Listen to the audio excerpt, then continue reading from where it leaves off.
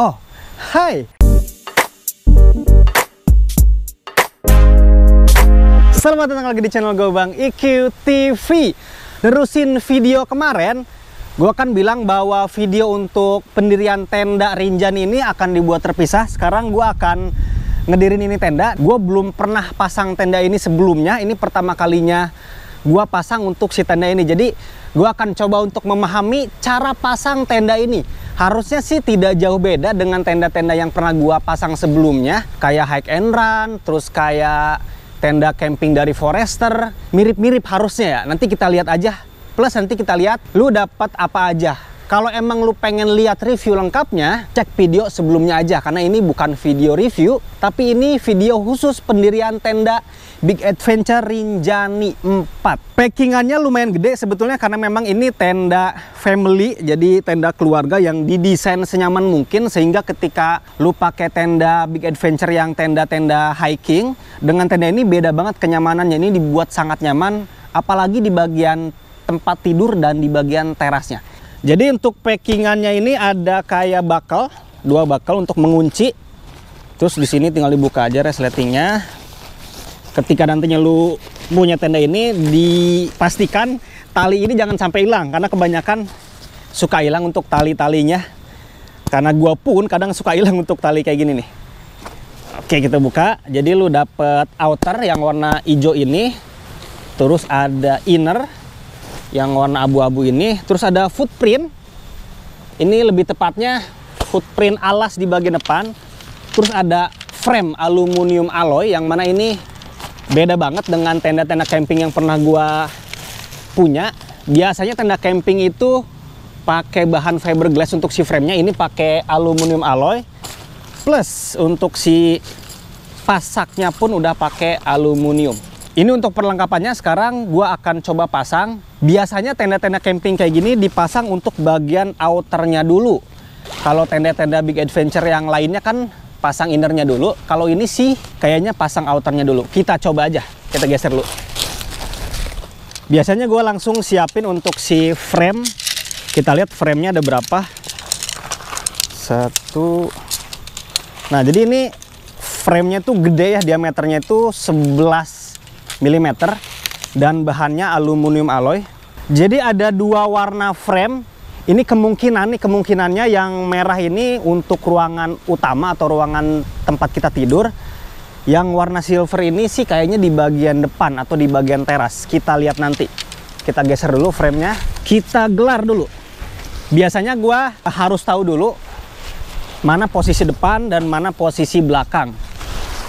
Digelar aja dulu. Perbedaannya biasanya ya kalau ngelihat dari gambarnya, bagian depan itu pastinya ada pintu. Sebenarnya kalau emang nanti lo mau pasang, enaknya sih berdua biar lebih cepet. Gue ini sok-sokan aja sendiri, biar gue pengen tahu sulitnya kayak gimana pasang tenda ini kalau sendiri gitu. Gue kan lihat ke sini nih, ini gambar tendanya nih. Jadi ada tulisan Rinjani di sini. Jadi Rinjaninya itu di bagian depan. Nah, ini gua udah simpen di bagian depan untuk si tulisan Rinjaninya. Oke. Jadi fix ini posisi depan, ini posisi belakang. Sekarang kita cari tahu framenya yang tepat yang mana, yang merah di depan kah atau di belakang. Ternyata udah ditandain nih sama si biganya. Jadi ketika nantinya lu mau pasang frame merah atau silver, nggak bakal bingung karena di setiap bahan untuk pemasangan framenya udah dikasih warna. Jadi ini ada warna merah, berarti untuk si frame yang warna merah, berikut dengan yang tengah juga. Nah, bagian belakang ini ada gambar warna abu-abu yang menandakan warna silver untuk si framenya. Tadi kan gue bilang biasanya untuk si warna silvernya ini di depan. Ternyata gue salah, untuk warna silver ini di belakang. Biasanya gue coba untuk pasang satu persatu. Kita pasang dulu di bagian belakang.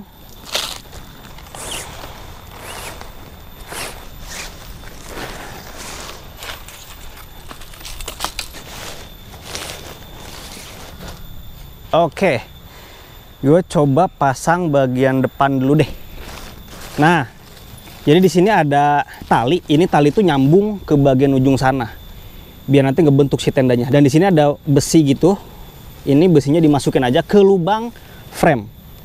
Masukin. Nih. Kalau masang berdua, satu orang nahan di sini. Karena gua masang sendiri, gua padetin sampai ujung.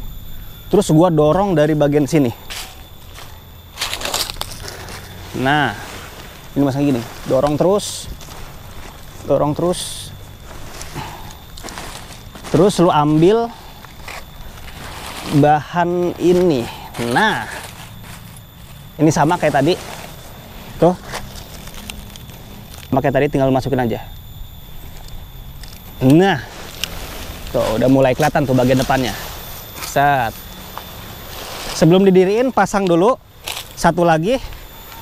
Biar sama urutannya, gue pasang bagian sini juga. Nah, ini pasang lagi sebelah sini. Gue pentokin lagi sampai ujung biar enak. Dorong terus sampai ketemu yang warna silver. Dorong sampai mentok. Udah. Biasanya kalau udah kayak gini, gue langsung pasang antara depan atau belakang. Ini gue akan coba untuk masang pasak-pasak yang belakang dulu, pasak-pasak di ujung frame-nya, pasak-pasak di ujung frame-nya, atau pasak-pasak di ujung bahan sini.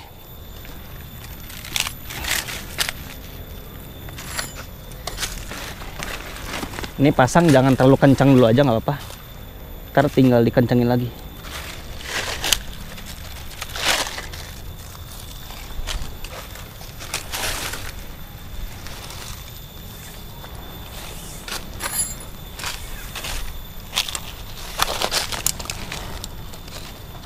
Enaknya dipasang semua sudut aja.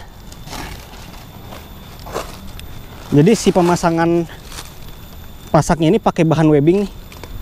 Ini bagus nih, ini biasanya tuh yang gua temuin di tenda-tenda camping tuh si pasaknya ini ditusuk ke bagian besi ini, tapi ini enggak. Si Biga ngasih tali webbing lagi biar lebih kuat.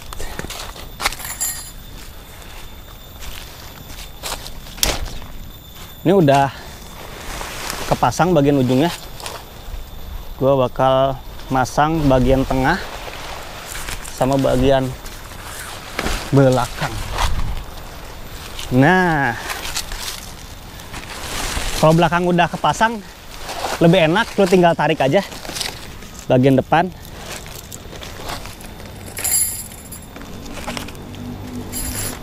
Nah kan, enak. Oke. Udah kayak gini sebenarnya udah aman. Lu tinggal pasang dengan benar. Semua pasak di bagian frame, depan, belakang, kiri, kanan udah tinggal pasang aja, tinggal dirapih-rapin aja. Karena memang yang PR-nya itu kalau sendiri ya gimana caranya bisa berdiri ini tenda. Kalau cara gue gitu, pasang belakang dulu atau mau pasang depan dulu boleh, yang pasti pasang salah satu ujung dulu. Ketika salah satu ujung udah kepasang, tinggal tarik ujung satunya lagi. Jadi udah ini berdiri. Sekarang gue bakal ngerapihin tenda ini dulu. Gue udah selesai untuk pasang tali-talinya nih. Ini ada tali-talinya juga, terus ada pasak-pasaknya juga. Kurang lebih pasaknya ini ada 18 pieces. Jadi jangan sampai hilang untuk si pasaknya. Kalau hilang, ada satu tali atau satu sudut dari tenda ini yang nggak kepasang nantinya. Makanya jangan sampai hilang. Si pintu depan ini bisa dijadikan sebagai kanopi, karena ini kan bisa dibuka. Nanti tinggal dipasang atau disanggah oleh trekking pole aja atau kayu. Tapi lu harus mengorbankan tali yang ada di sini paling. Atau kalau tali ini yang nggak mau dikorbankan, lu bawa 2 tali lagi untuk memperkuat sanggahan trekking pole yang mana akan dijadikan sebagai sanggahan kanopi ini. Jadi tinggal ditambah 2 tali aja atau dikorbankan tali ini, yang mana tali ini difungsikan untuk tali sanggahan trekking pole yang mana untuk difungsikannya sebagai kanopi di bagian pintu depan ini. Sekarang gue akan pasang di bagian inner. Jadi di bagian inner ini ada satu inner sama ada satu footprint di sini. Gue akan buka. Nah, ini gede banget ya pintunya. Nah, di sini nanti ada cantolan. Wah, ini cantolannya agak sedikit pendek ya, jadi harus benar-benar agak keras untuk pasang cantolannya. Karena pintunya tebal.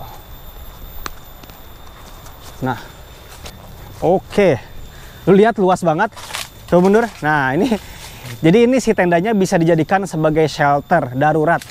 Ketika nanti tiba-tiba di tengah-tengah pemasangan tenda ini tiba-tiba hujan, jangan dipasang dulu bagian dinernya, masuk semua di sini nih, 10 orang juga muat kayaknya. Dan kita lihat di sini ada satu pintu, sebelah kiri nih.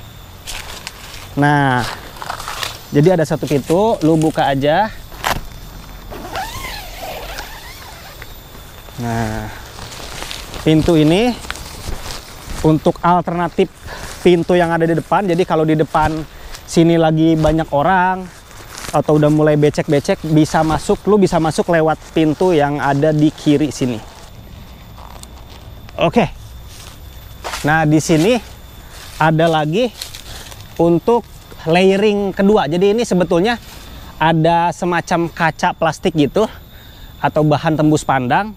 Kalau emang lu ngerasa silau ya ditutup aja untuk si lapisan keduanya. Tapi kalau emang lu ngerasa malam-malam pengen ngelihat suasana di sekitar, dibuka aja. Terus nanti lu lipat di sini.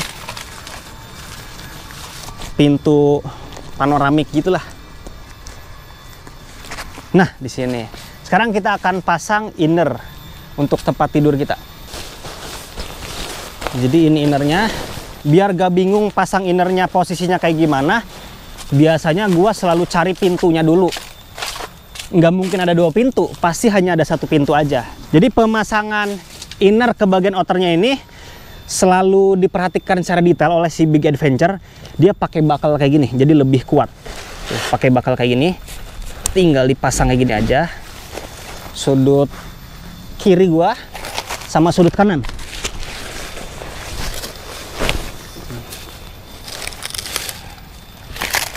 Nah, ntar gue lihat, oh ternyata ada 6 titik kayaknya nih.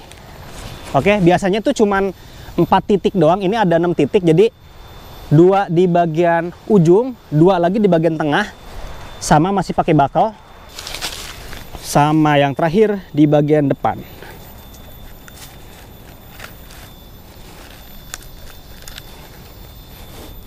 Kalau yang Forester kemarin tuh dipasak dia bagian innernya.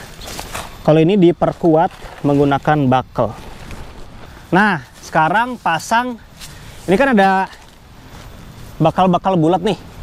Ini pasang di sekeliling tengah bagian innernya. Kalau memang mau gampang dan nggak harus nginjak si bagian innernya, dicopot dulu ternyata nih bagian bakal depannya. Copot dulu dua-duanya. Baru kita geser dikit, baru kita pasang bagian tengah dulu. Karena memang posisinya agak jauh. Kalau gue sih nggak mau nginjak innernya, sayang aja gitu, karena ini tempat tidur kita. Ini cara pemasangan umum sebetulnya. Oke. Kita lihat posisinya. Nah, kalau udah gini, kita perlu menyantolkan lagi kayak posisi tengah tadi di bagian sini. Sekarang bisa nih langsung pasang di bakal kiri kanannya.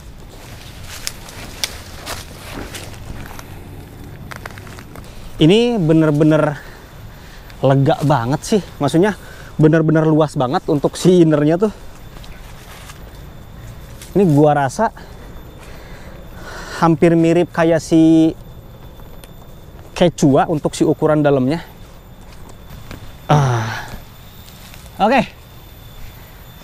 Kayaknya udah selesai nih untuk pemasangan si tenda ini. Untuk di bagian utamanya, yang terakhir kita akan pasang bagian footprintnya. Nah, ini footprintnya nih. Sebetulnya tenda-tenda yang pernah gue review, khususnya tenda camping tuh nggak semua dikasih untuk alas di bagian tengah, kecuali tenda Quechua. Untuk tenda hike and run sama tenda Forester kemarin, tenda campingnya nggak dikasih untuk alasnya. Dan Big Adventure ini dikasih untuk si alas bagian tengahnya. Udah nggak usah beli lagi gitu. Jadi bentuk alasnya mengikuti ukuran dari ruang tengah sampai depan. Gua kira tadi ruang tengah doang akan berbentuk segi panjang gitu, ternyata enggak. Si Big Adventure ini nggak nanggung untuk ngasih alasnya. Tengah dapat, bagian depan pun masih dapat alas. Untuk di pemasangan si alasnya ini pakai cantolan gini, jadi dicantol ke bagian webbing di sini bisa, atau ke bagian besi di sini bisa. Gue sih nyantolnya ke bagian besinya. Harusnya jangan diinjak sih. Oke. Nah, untuk di bagian depannya ini dikasih penguncian untuk si dicantol ke frame. Oke. Jadi untuk si alas ruangan depannya udah gue pasang nih. Ini luas banget, jadi di bagian tengah dapet, di bagian depan pun masih dapet. Ini kan kapasitas tendanya sebetulnya untuk 4 orang. Sebetulnya kalau emang lo mau tidur atau bersedia tidur di bagian depan sih, kalau emang kondisi campingnya itu nggak dingin-dingin banget, di dalam itu udah nggak muat, ya di depan sini sebetulnya masih bisa tidur sih, masih bisa dipakai untuk tempat tidur karena di bagian tengah ini luas banget. Ini untuk kita masak-masak, untuk kumpul-kumpul sama keluarga, untuk ngobrol-ngobrol, ini dikasih teras yang bener-bener luas banget untuk si tenda ini. Jadi itu untuk pemasangan tenda Big Adventure Rinjani Family Tent. Udah gua tunjukin dari awal pemasangan sampai akhir pemasangan sini. Kalau emang lo pengen tahu review lengkapnya tentang tenda Rinjani ini, ada di video sebelumnya. Karena gua pisahin, karena kalau gua satuin bakal terlalu panjang untuk videonya. Kalau emang lo suka tenda ini, lo lihat dulu reviewnya di video sebelumnya. Kalau emang lo ngerasa cocok dengan harganya, spesifikasinya, langsung sikat aja. Udah gue cantumin untuk link pembelian dari tenda ini di deskripsi video ini. Kalau emang lu suka dengan video ini, silahkan di like sama di share. Kalau emang lu suka dengan channel ini, silahkan di subscribe aja. Thank you banget. Assalamualaikum warahmatullahi wabarakatuh.